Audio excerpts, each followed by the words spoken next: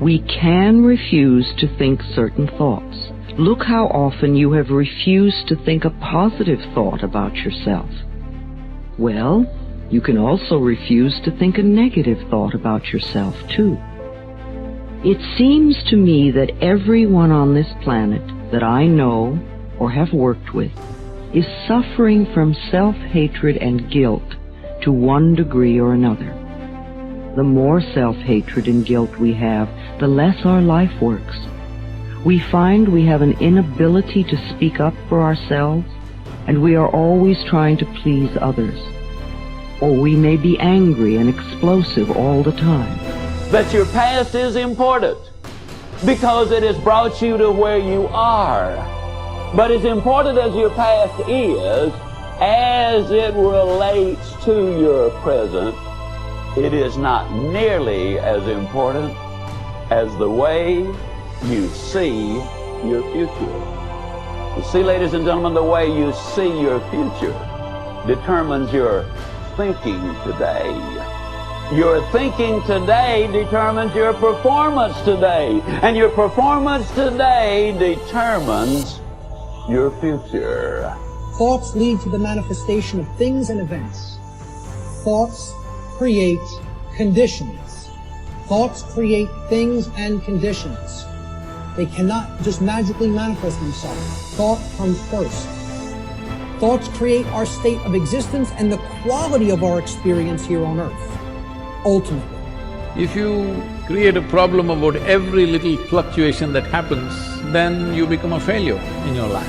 If you were a wave surfer, you've seen people surfing on the waves. What is his dream? He would like to have a tsunami. The dream in a surfer's mind is a tsunami, 100-foot tall wave, riding it. That would be the dream. If you know how to ride it, even the tsunami is a wonderful thing. No one knows enough to be a pessimist about anything. And that each and every one of us, when we close our mind to what is possible for us or what is possible for humanity, closes off the genius that resides and lives in each and every one of us. Having an open mind doesn't necessarily mean finding fault with all of the things that you've been taught by others.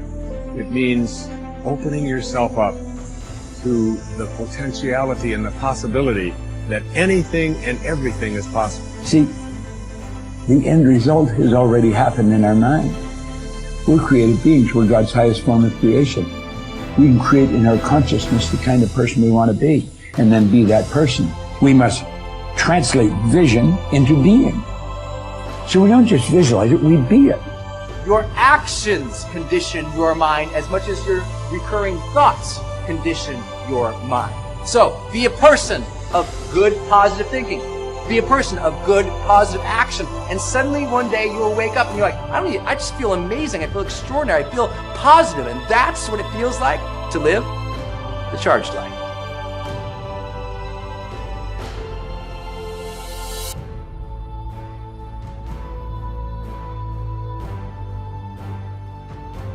The seat of the will is the conscious and the subconscious mind. That's where the will lives. It lives in the heart. Your heart is your subconscious mind, and your subconscious mind is the seat of control for your life. Now you got two minds, in case you don't know. You got a conscious mind and a subconscious mind. Sub means below. So you got a mind that is always conscious, but then you got a mind beneath that that is not always conscious, but it's deeper and more important than your conscious mind. And your conscious mind feeds your subconscious mind information. And the more your conscious mind hears something, it feeds it to the subconscious mind. That is why repetition is dangerous. Repetition constantly goes to your conscious mind. But the more your conscious mind hears something, it begins to deposit it, or can I use the technical term, it downloads it to your subconscious mind. Now, you are safe as long as something is in your conscious mind. You're still safe. Because you can forget what's in your conscious mind. But the key is to get it to your subconscious mind. Once it gets there, then you are in trouble. Why? Because the mind is the center of thought and it holds the key to life. Now when I use the word mind, another statement to write down, as a man thinketh, so is he. We all know that. But please quote it properly. As a man thinketh where? In his heart. There are two thinkings. There's a think and there's a heart think. Now the word heart here is a Hebrew word referring to the subconscious mind. That's the one below. Solomon says, you are whatever is in your subconscious mind. Your subconscious mind is your heart. Your subconscious mind is your heart. Your subconscious mind is your heart. Whoever controls your heart controls your life. Whoever can get enough information into your subconscious mind will control you. Because as a man thinketh in his heart, that's the man. So if you want to control the man, all you've got to do is control his heart. And how do you control his heart?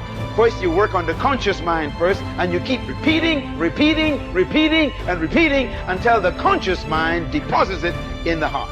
And now you're in trouble. That is why some of you are having problems with battles of things you're trying to change and you can't change them. Old habits that you were keeping for the last 20 years, and now you want to change, and it's tough to change. Young people, that is why God tells you to stay away from evil things. If you keep watching pornography, you keep reading dirty books, you keep listening to bad stories or dirty jokes, and if you keep listening, now the first time you see it, it doesn't bother you. But if you keep seeing it, it becomes downloaded. Now once something is downloaded on your hard drive, what happens? Even when you are not conscious of it, it is still running. And all you got to do is press the right button and you see all the pictures in color. That's why the Bible says, take heed what you hear. Why? If you don't control what comes into your conscious mind, it'll soon become a part of your subconscious mind, and it's in your heart. And the Bible says, out of the heart, what? The mouth really speaks. It's out of the heart comes what? The issues of life. And Jesus said, from whence comes murders and lust and adultery? He says, they are coming from the heart. Everybody say the mind. Write this down, please. The mind is defined as the heart. It determines the future and destiny of a man.